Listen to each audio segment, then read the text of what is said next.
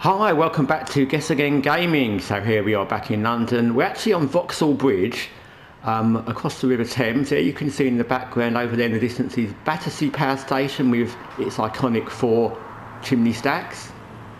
And we're on the south bank looking across to the north side of London. You can see over there, there is the House of Parliament and Westminster Abbey, etc. It's actually quite interesting when you play a game as much as I've played Watch Dogs Legion, not just as much as I've played it, but as much as I've used it for the gaming channel to make videos.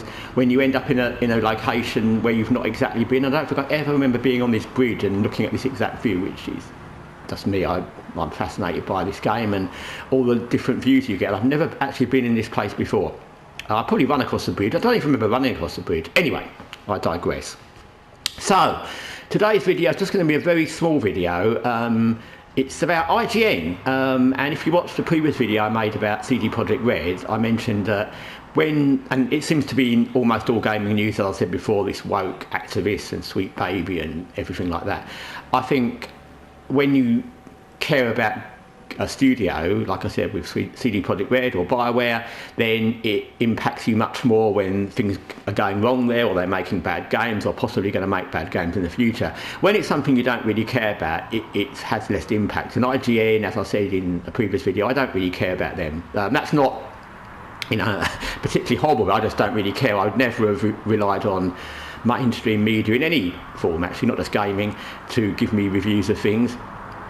And IGN would be the same. I don't really care about their reviews. I'm sure I've watched them, but I would have watched others, and so I don't particularly care what they're doing or what happens to them in the same way I would with a developer that's made games I love. But apparently it's all going down the pan from then for them since they lost a lot of their revenue. And apparently a lot of journalists there have left, apparently, and I'm assuming that this kind of fits, it will be the non-woke ones that have gone, because IGN is woke and they give weird reviews to things because they're woke and ignore the fact that everybody in gaming hates them, but they say it's great. So Dragon Age of Valgard is a good example. And apparently recently a journalist that's been there, and I can't remember his name, but he's been there 13, 12 years or something, and I don't know him. Like I said, I don't know IGN to name anybody that works there, but he was one of the people that gave relatively impartial reviews, shall we say, for IGN, and he's gone. So you've got a company that does reviews that already, from a while back, I think wasn't very trusted, have now been sort of flagged as a company that supports wokeism and will give woke games a really good review even if they're rubbish. And now you've got the people that were, the few people there that were at least neutral, leaving.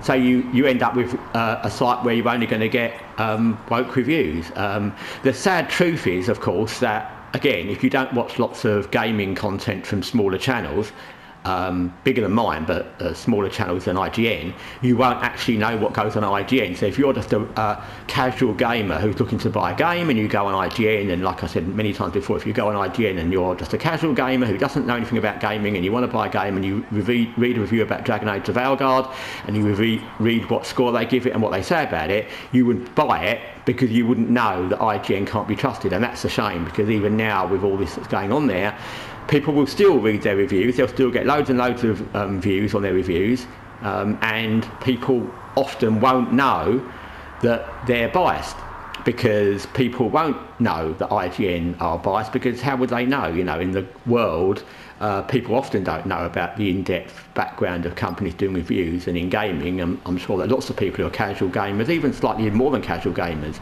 don't know the history or what goes on at IGN or any other reviewers. So it's all a bit sad in general, like all these woke things.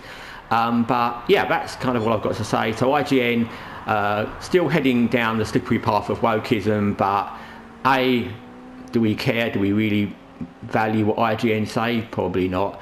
The only problem is, like I said, it's still unfortunate for people that don't know gaming and might follow their reviews without knowing. Anyway, thanks for watching Guessagaingaming. Till next time, take care for now.